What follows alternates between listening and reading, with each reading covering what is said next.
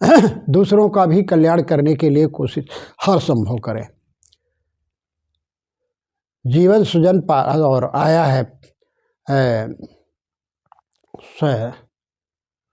यानी स्वयं अच्छे कार्य करो, दूसरों को अच्छे कार्य के लिए प्रेरित करो, अच्छे रास्ते पर स्वयं चलो, दूसरों को भी चलाने के लिए हर संभव प्रयास करो। देखो कितना अच्छा लगेगा, कितना आनंद आएगा, अहंकार अपने आप गल जाएगा। जब व्यक्ति को स्वयं का बोध हो जाएगा, शरीर को बोध हो जाएगा, संसार का बोध हो जाएगा, जड़ और चेतन का पूर्ण बोध हो जाएगा, आत्म तत्व का पूर्ण बोध हो जाएगा, तो अहंकार चूर चूर हो जाएगा, गल जाएगा। इसलिए चाहिए कि हम किसी व्यक्तियों का, वस्तुओं का, ज्ञान का, जवानी का, पद प्रभुता का अहंकार न करें। इससे हम कुछ अच्छा कार्य करके जाएं संसार से। हमारे पीछे दुनिया रहेगी, हमारे जाने पर ये संसार यूँ ही चलता रहेगा। ये ऐसे ही लोग आते रहेंगे, जाते रहेंगे, तो हमारे जाने के बाद ये न लोग कहें कि इतना खराब था, इतना गलत था। लोग थू थू करें, लोग आपकी निंदा बुराई करें। अरे हमारे जाने पर ये ध्यान दो, एक दिन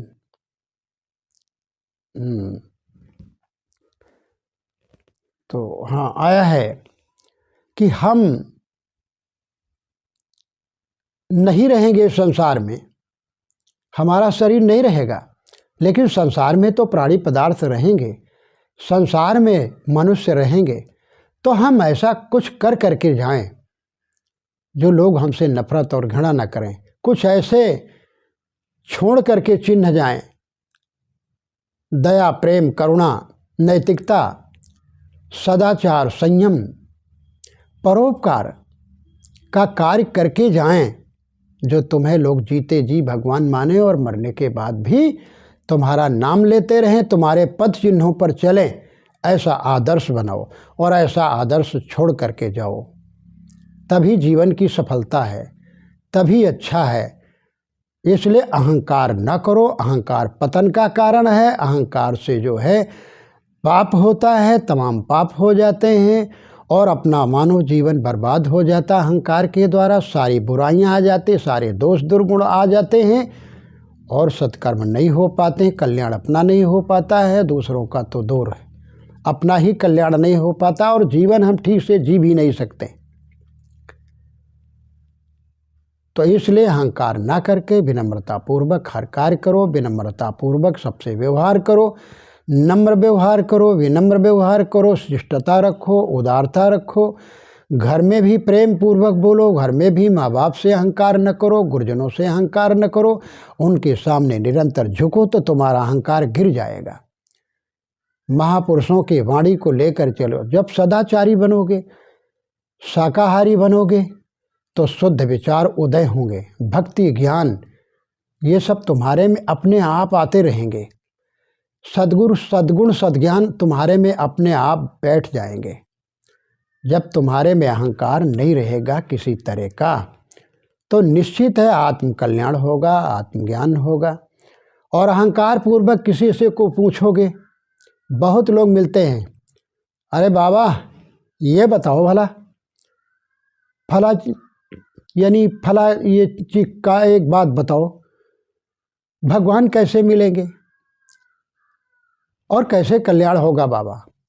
तो उसमें अहंकार छुपा हुआ है। अहंकार बस किसी से कुछ पूछो तो झुक करके, प्रणाम करके, वंदन करके, अभिनंदन करके तब कुछ पूछो। कुछ लेना है तो झुकना पड़ेगा, तो विनम्र होना पड़ेगा। तो बिना विनम्रता से के हमें कहीं भी ज्ञान नहीं प्राप्त होगा। कॉलेज में जाओ, स्कूल में जाओ, सत्संग में जाओ, गुरु के पास जाओ, संतों के पास जाओ, माता पिता के पास जाओ, विनम्र हो करके, विनम्रता पूर्वक कुछ अर्जित करो।